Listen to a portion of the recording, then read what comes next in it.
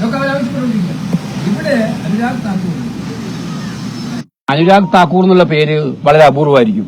ഇത് പാർലമെന്റിലെ സഹപ്രവർത്തകനാണ്. അത് ചിലപ്പോ ഒരു പഞ്ചായത്തിലൊക്കെ ഒരു പേരൊക്കെ ഉണ്ടാവുള്ളൂ, എനിക്കറിയില്ല അത് എന്താണ്. പക്ഷെ മൈമുനമാരൊക്കെ ഇവിടെ എല്ലാം വന്നു. ചന്ദ്രശേഖരനും വേണുഗോപാലും ആന്റണിയും ഹംസയൊക്കെ ഇവിടെ എല്ലാ ബൂത്തിലും ഇഷ്ടംപോലെ ഉണ്ടാവും. ഒരു കാര്യം ഉന്നയിക്കുമ്പോൾ ഞങ്ങൾക്ക് എതിരെ പറയാനാണെങ്കിൽ പോലും അല്പം ഗൃഹപാഠം ചെയ്യണ്ടേ? ഇത് സത്യത്തിൽ കേരളത്തെയും വയനാടിനെയും അപമാനിക്കുകയല്ലേ ചെയ്തവര്.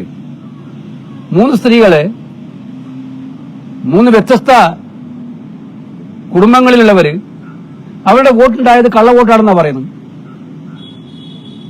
പിന്നെ വയനാട്ടിൽ കൽപ്പറ്റയിൽ ആ സ്ഥലത്തിന്റെ പേരാണ് ചാണ്ടേരി കുന്ന്. ആ സ്ഥലത്തുള്ള ഇതെന്താ പറയുന്നത്, അവർ അപ്പോഴും പറയുന്ന ഭാഷ നിങ്ങൾ ആലോചിച്ച് നോക്കണം. ഒരു വീട്ടിൽ മറിയവും വള്ളിയമ്മയും എങ്ങനെ നിൽക്കുക എന്ന് ആലോചിക്കാൻ പറ്റുന്നില്ല. അപ്പൊ പറയുന്ന ആരോപണത്തിനുള്ളിലും മനസ്സിനുള്ളിലുള്ള വികാരം പുറത്തു വരികയാണ്. പക്ഷെ എന്താ യഥാർത്ഥം ഒരു പഞ്ചായത്തിൽ വ്യത്യസ്ത വീടുകളിൽ നിങ്ങൾ തന്നെ അന്വേഷണപരമായി നിങ്ങൾ പുറത്തു കൊണ്ടുവന്നല്ലോ. ഞാൻ അതിനെ അഭിനന്ദിക്കുകയാണ് മാധ്യമങ്ങൾ. സത്യത്തിൽ അക്കാര്യത്തിലെടുത്ത അവര് ഇത് സത്യമാണ്, ഇത്തരമൊരു ആരോപണം ഗൌരവതാവിനോട് ഇപ്പോൾ സത്യത്തിൽ രാഷ്ട്രീയ പാർട്ടികളെക്കാൾ മുന്നിൽ നിന്നുകൊണ്ട് ഇത് അന്വേഷിച്ചു, ഇത് കള്ളമാണെന്ന് പറഞ്ഞു. 2 കാര്യങ്ങളാണ് എനിക്ക് ചോദിക്കാനുള്ളത്. ഇലക്ഷൻ കമ്മീഷൻ ഇക്കാര്യത്തിൽ എന്തുകൊണ്ടാണ് ഒരു സത്യപ്രസ്താവന ചോദിക്കാത്തത്? രാഹുൽ ഗാന്ധിയോട് സത്യപ്രസ്താവന ചെയ്യണമെന്ന് പറയുന്ന ഇലക്ഷൻ കമ്മീഷൻ അനുരാഗ് താക്കൂറിനോട് എന്താ മിണ്ടാത്തത്? ഞങ്ങൾ ഇലക്ഷൻ കമ്മീഷനെ കുറിച്ച് പറയുന്ന കാര്യങ്ങൾ ആധികാരികമാണെന്ന് തെളിയിക്കുന്നതാണ് ഇത്. വീണ്ടും 2, ഞങ്ങൾ 4 മാസം എടുത്തിട്ടാണ് ബാംഗ്ലൂർ സെൻട്രലിലത്തെ വോട്ടർ പട്ടിക ലിസ്റ്റ്, ഈ പേപ്പർ ലിസ്റ്റ് ഒന്ന് പഠിച്ച് 4 മാസം എടുത്തു.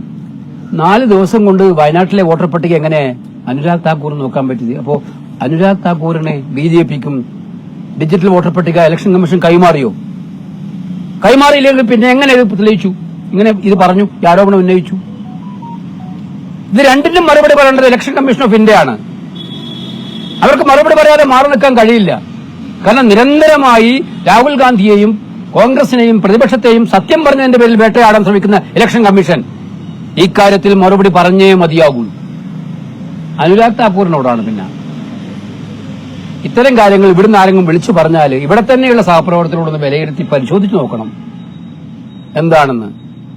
അല്ലാതെ കേരളത്തെ അപമാനിക്കുന്ന ഈ പ്രസ്താവന നടത്തിയ അതിന്റെ പേരിൽ പരസ്യമായി മാപ്പ് പറയാനെങ്കിലും തയ്യാറാകണം. അല്പസ്വല്പം ഒരു രാഷ്ട്രീയ പാർട്ടിയാണെങ്കിൽ ഞങ്ങൾ പറയുന്നത് തെറ്റായി പോയി എന്ന് പറയാനുള്ള ഒരു മാന്യതയെങ്കിലും അദ്ദേഹം കാണിക്കുമെന്നാണ് ഞാൻ പ്രതീക്ഷിക്കുന്നത്.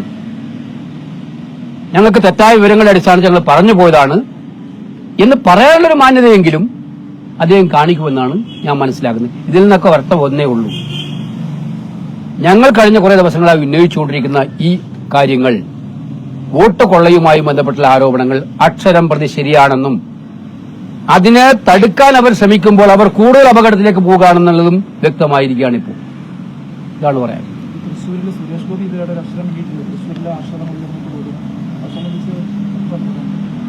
ഞാൻ പറഞ്ഞിട്ടുണ്ടത്. തൃശ്ശൂര് എന്താ പറയാ, അക്കൗണ്ട് തുറന്നതാണെന്നാണ് പറഞ്ഞത്. ആദ്യമായിട്ട് പാർലമെന്റിലേക്ക് തൃശ്ശൂരിൽ ഒരു അക്കൗണ്ട് തുറന്നു. ജയിക്കുന്നത് നേരായ മാർഗത്തിലൂടെ വോട്ടിലൂടെ ജയിക്കുന്നതിന് ആർക്കും എതിരില്ല. ഫേക്ക് അക്കൗണ്ട് തുറക്കുമ്പം ചോദ്യങ്ങൾ വരും. ഇതിപ്പോ ഓരോ ദിവസവും രംഗത്ത് വരുന്നതനുസരിച്ച് ഇത് ഫേക്ക് ആണോ എന്നുള്ള സംശയമാണ് ജനങ്ങളുടെ മുമ്പിലേക്ക് ഉണ്ടായിക്കൊണ്ടിരിക്കുന്നത്. തെളിവാണല്ലോ അത്. അപ്പൊ ഇതിനകത്ത് സുരേഷ് ഗോപി മാധ്യമങ്ങളോട് പറയണം, മാധ്യമങ്ങളെ മാറ്റി നിർത്തുകയല്ല വേണ്ടത്. എന്താണ് സംഭവിച്ചത്? അദ്ദേഹം കേന്ദ്രമന്ത്രി കൂടിയാണ്, ഉത്തരവാദപ്പെട്ട കേന്ദ്രമന്ത്രി കൂടിയാണ്. അപ്പൊ ഇങ്ങനെ ഗൌരവപരമായ ആരോപണങ്ങൾ അദ്ദേഹത്തുമായി ബന്ധപ്പെട്ടവരെ കുറിച്ച് ഉന്നയിക്കുമ്പോൾ എന്താണ് ഇതിന്റെ നിജസ്ഥിതി എന്ന് പറയാനുള്ള ബാധ്യത അദ്ദേഹത്തിനുണ്ട്. മോദിയുടെ ഒരു പ്രസംഗം ഉണ്ടായിരുന്നു സ്വാതന്ത്ര്യ സന്ദേശത്തിൽ. അത് RSSനെ വെള്ളമൊഴിച്ചുകൊണ്ട് 100 വർഷം പ്രവർത്തിച്ച പ്രസ്ഥാനമാണ്, അതിനെ അവഗണിക്കാൻ പറ്റത്തില്ല എന്ന രീതിയിലാണ് മോദി സംസാരിച്ചിരിക്കുന്നത് സ്വാതന്ത്ര്യദിന സന്ദേശത്തിൽ പറഞ്ഞിരിക്കുന്നത്. സ്വാതന്ത്ര്യദിന സന്ദേശത്തിൽ RSSനെ പൊഴുത്തതാണ്. ഇന്ത്യൻ സ്വാതന്ത്ര്യ സമരത്തെ ഒരു പങ്കുമില്ലാത്ത രാഷ്ട്രീയ പ്രസ്ഥാനത്തെ സ്വാതന്ത്ര്യദിനത്തിൽ പൊഴുത്തുക.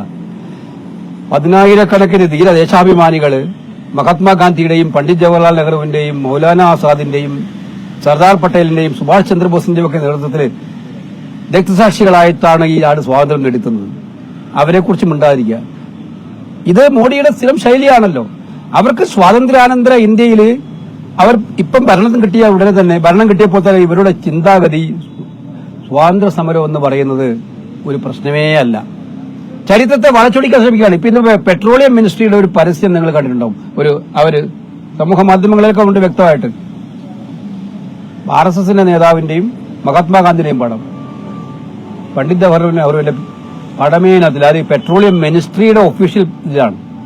അപ്പൊ നെഹ്റുവിനെയും ഗാന്ധിജിയെയും ഒക്കെ തന്നെ താഴ്ത്തിക്കെട്ടുക, അവരുടെ ഗോഡ്സെയെയും അതുപോലെ തന്നെ ഉള്ള അവരുടെ നേതാക്കന്മാരെയും ഉയർത്തിക്കാട്ടുക, ഇതാണ് അവർ ചെയ്തുകൊണ്ടിരിക്കുന്നത്. ഇത് ഇന്ത്യ തിരിച്ചറിയുമെന്നുള്ള കാര്യത്തിൽ സംശയമില്ല. പക്ഷെ സ്വാതന്ത്ര്യ ദിനത്തിനെ പോലും അപമാനിക്കുന്ന രീതിയിലാണ് പ്രധാനമന്ത്രി അടക്കം പ്രവർത്തിച്ചുകൊണ്ടിരിക്കുന്നത്. അവർ കേന്ദ്ര മന്ത്രിസഭയും അത് തന്നെയാണ് ചെയ്തുകൊണ്ടിരിക്കുന്നത്.